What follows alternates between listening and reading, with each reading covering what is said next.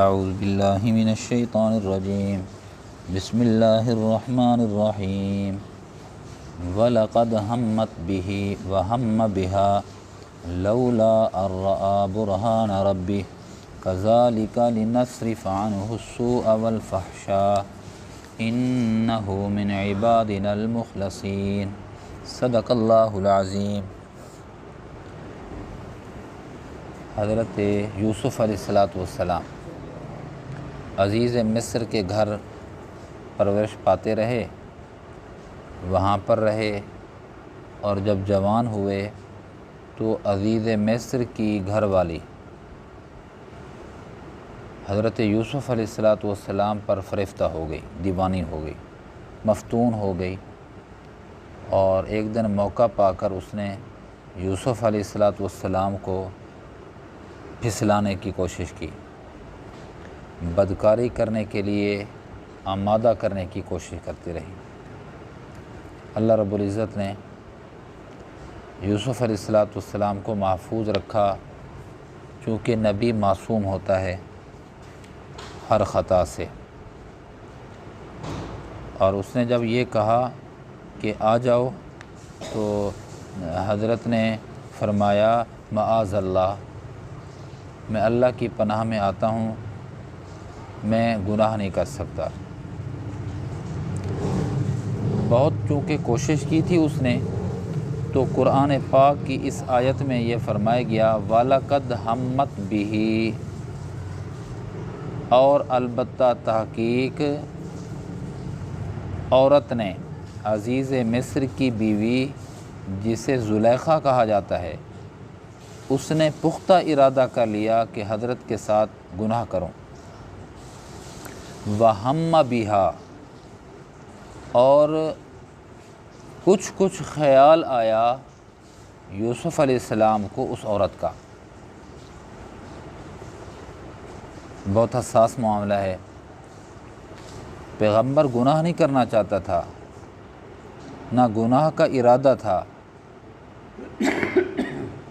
اس کی مثال یوں سمجھ لیں کہ روزے دار آدمی جب روزے کی حالت میں ہو، متقی پرہیزگار بھی، پانی کا خیال آ جاتا ہے اور قطعی طور پر وہ تیار نہیں ہوتا کہ میں روزہ توڑوں اور پانی پی لوں، باوجود اس کے کہ وہ وضو بھی کر رہا ہوتا ہے، کلی بھی کر رہا ہوتا ہے، منہ کے اندر پانی بھی ہوتا ہے، لیکن وہ کبھی بھی سوال ہی پیدا نہیں ہوتا کہ متقی نیک آدمی روزے کو توڑ دے۔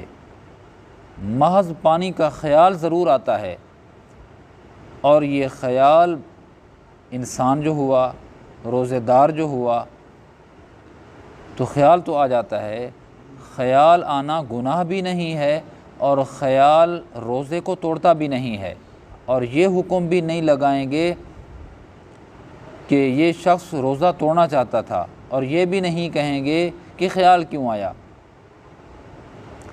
وَلَقَدْ هَمَّتْ بِهِ، عورت نے پختہ ارادہ کر لیا کہ گناہ کروں، اور یوسف علیہ السلام وَهَمَّ بِهَا، کچھ خیال آیا، لیکن نہ گناہ کا ارادہ تھا، نہ گناہ کرنا تھا۔ نبی نے مکمل اللہ کی نگرانی اور حفاظت میں تھے۔ ہر نبی مکمل اللہ کی نگرانی اور حفاظت میں ہوتا ہے۔ لولا ان رأى برہان ربی، اگر یہ نہ دیکھ لیتے اپنے رب کی دلیل کو، رب کی برہان کو۔ یہ برہان کیا ہے؟ کس چیز کو دیکھا؟ تو مختلف حضرات نے مختلف اس کی تشریح کی ہے برہان کی، کہ کیا دیکھا یوسف علیہ السلام نے اس وقت جب عورت کا خیال آ رہا تھا، تو اس وقت کیا دیکھا یوسف علیہ السلام نے؟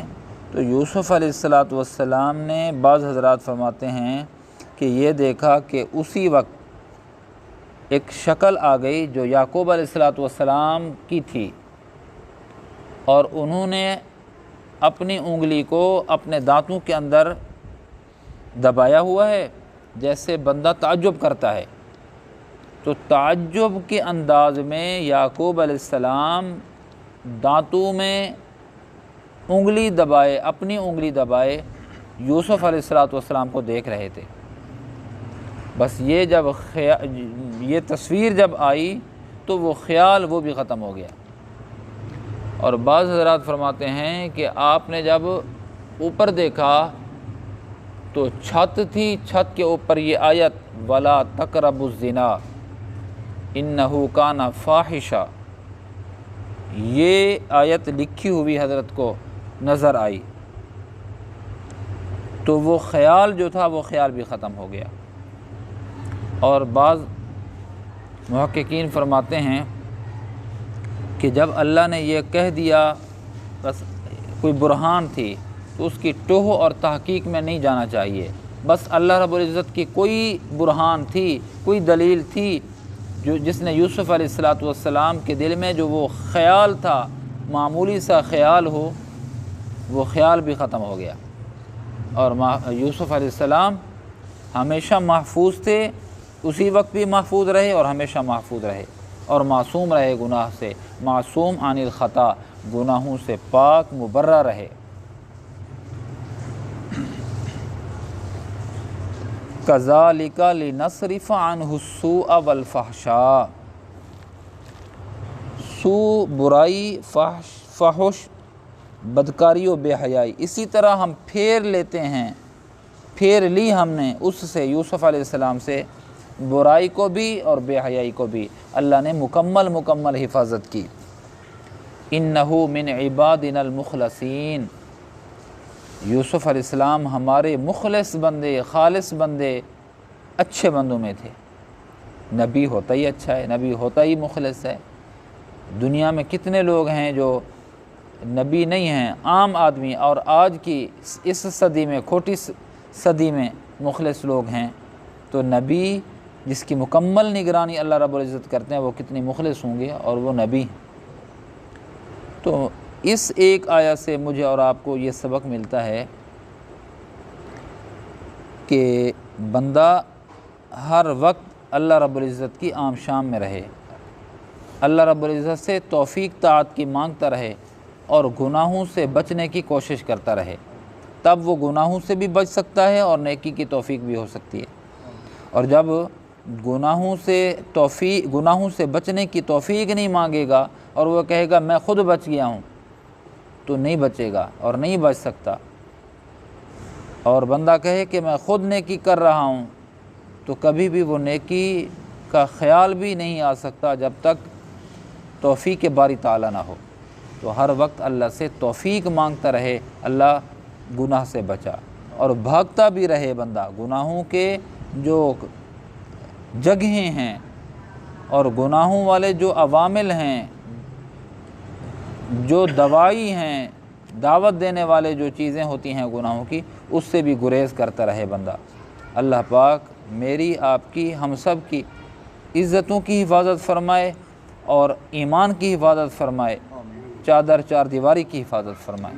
وآخر دعوانا الحمدللہ رب العالمین۔ ربنا ظلمنا انفسنا وإن لم تغفر حسبنا اللہ ونعم الوکیل نعم اللہ اللہم اعنا علی ذکرک وشکرک وحسن عبادتک رب اغفر وارحم وانت خیر الراحمین لا الہ الا انت سبحانک انی کنت من الظالمین صلی اللہ تعالی علی خیر برحمتک یا ارحم الراحمین۔